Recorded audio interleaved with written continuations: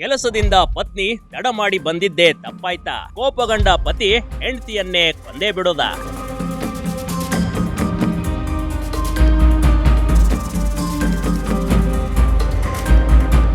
ಕೆಲಸಕ್ಕೆ ಹೋದ ಪತ್ನಿ ತಡ ಮಾಡಿ ಬಂದಳೆಂದು ಗಂಡನಾದವನು ಅದೇನ್ ಮಾಡಿಬಿಟ್ಟಿದ್ದಾನೆ ಅಂತ ನೋಡ್ಬಿಡಿ ಕಣ್ರಿ. ಕೇವಲ ತಡ ಮಾಡಿ ಬಂದ್ಲು ಅಂತ ಹೆಂಡತಿಯನ್ನ ಕೊಲೆ ಮಾಡಿದ ಪಾಪಿ ಗಂಡ ಕಣ್ರಿ ಇವನು.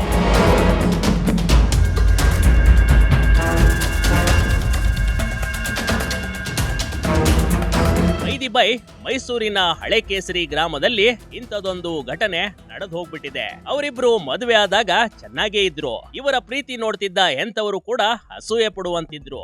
ಆದ್ರೆ ಬರಬರುತ್ತಾ ಈ ಪ್ರೀತಿಯಲ್ಲಿ ಅನುಮಾನ ಎಂಬ ಹುಳ ಸೇರ್ಕೊಂಡಿತ್ತು ನೋಡಿ.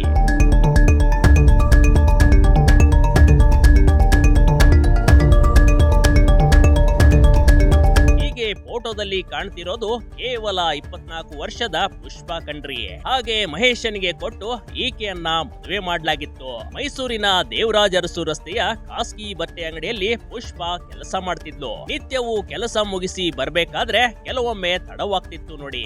ಆದ್ರೆ ಮೊದಲು ಚೆನ್ನಾಗಿದ್ದ ಗಂಡ ಹೆಂಡತಿಯ ಬಗ್ಗೆ ಅನುಮಾನ ಶುರು ಇಟ್ಕೊಂಡಿದ್ದ.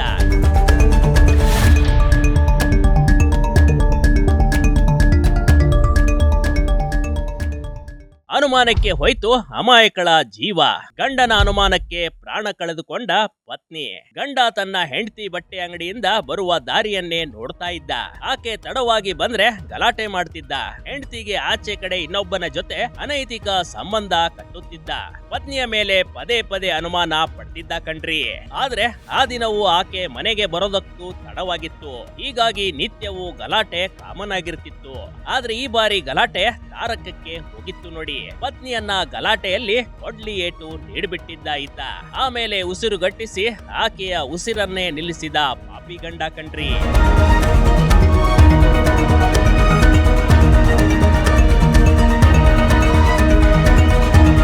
ಜನರ ಭಯಕ್ಕೆ ಮತ್ತು ಪೊಲೀಸರ ಭಯಕ್ಕೆ ತಾನೇ ಹೋಗಿ ಗಂಡ ಮಹೇಶ್ ಪೊಲೀಸರಿಗೆ ಶರಣಾಗಿದ್ದ ನೋಡಿ. ಒಟ್ಟಾರೆ ಕೂಡಿ ಬಾಳಬೇಕಾಗಿದ್ದ ದಂಪತಿಗಳು ಜಗಳ ಮಾಡಿಕೊಂಡು ಗಂಡ ಜೈಲು ಸೇರಿದ್ರೆ ಹೆಂಡತಿ ಪರಲೋಕಕ್ಕೆ ಪ್ರಯಾಣ ಬೆಳೆಸಿದ್ದಾಳೆ.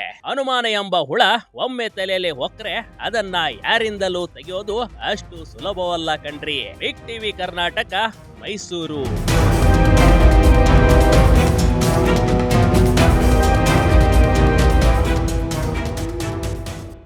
ಬಿಗ್ ಟಿವಿ ಕರ್ನಾಟಕ ಯೂಟ್ಯೂಬ್ ಚಾನೆಲ್ಗೆ ಈಗಲೇ ಸಬ್ಸ್ಕ್ರೈಬ್ ಮಾಡಿ. ಧನ್ಯವಾದಗಳು.